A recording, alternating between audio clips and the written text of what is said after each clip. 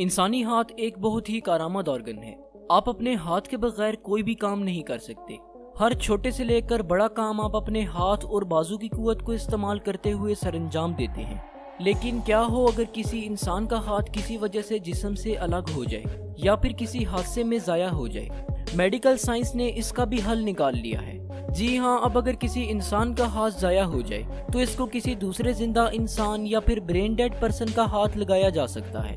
इस प्रोसेस को हम हैंड ट्रांसप्लांट यानी हाथ का ट्रांसप्लांट कहते हैं। हैंड ट्रांसप्लांट एक ऐसा सर्जिकल प्रोसेस है जिसके दौरान एक इंसान के हाथ को किसी दूसरे जिस्म में ट्रांसप्लांट कर दिया जाता है। आमतौर पर डोनर का हाथ किसी मुर्दा डोनर से लिया जाता है और इसको रिसीवर यानी कि रेसिपिएंट के लिए ट्रांसप्लांट किया जाता है जिसका हाथ किसी वजह से ज़ाया हो गया हो। आज तक जितने भी हैंड ट्रांसप्लांट्स हुए हैं उनमें से ज़्यादातर को एल्बो यानी कि कहनी के नीचे ही इंजाम दिया गया है। हालांकि अबव एल्बो ट्रांसप्लांट भी मकबूलियत हासिल कर रही है। हैंड ट्रांसप्लांट एक नई किस्म की ऑर्गन ट्रांसप्लांटेशन है जहां मुतअद्दिद ऑर्गन्स को एक वाहिद फंक्शनल यूनिट के तौर पर ट्रांसप्लांट किया जाता है, जिसे अब वेस्कुलराइज्ड कंपोजिट एलो ट्रांसप्लांटेशन कहा जाता है। हैंड ट्रांसप्लांट का ऑपरेशन दूसरे ट्रांसप्लांट्स की निस्बत काफ़ी लंबा चलता है और आमतौर पर 8 से 12 घंटे तक रहता है। इसके मुकाबले में एक आम हार्ट ट्रांसप्लांट ऑपरेशन 6 से 8 घंटे तक रहता है। सर्जन्स आमतौर पर हड्डियों को सबसे पहले जोड़ते हैं। इसके बाद वेन्स, आर्टरीज, नर्व, टेंडन्स और स्किन को जोड़ा जाता है।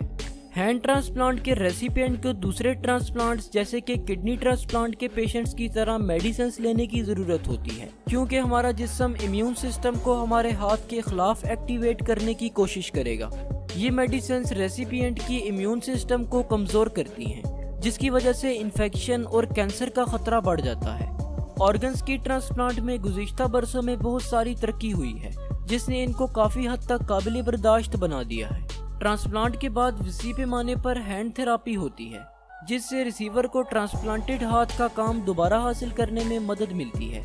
वो मरीज जो हैंड ट्रांसप्लांट के बाद मेडिसिन लेने और बॉडी थेरापी करवा चुके हों उनको नए हाथ या बाजू को एक्टिवेट करने में गैर मामूली कामयाबी मिली है। एक्वाडोर में 1964 में एक हैंड ट्रांसप्लांट हुआ था लेकिन कामयाब नहीं हो सका।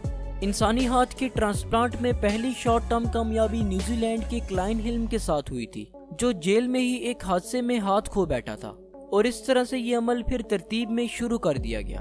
बाजू या हाथ दोबारा हासिल करने से मरीज की जिंदगी के मेयार में बहुत ज्यादा बेहतरी आ सकती है, जिससे वो रोजमर्रा के काम अंजाम दे सकता है जो शायद वो पहले नहीं कर सकता था।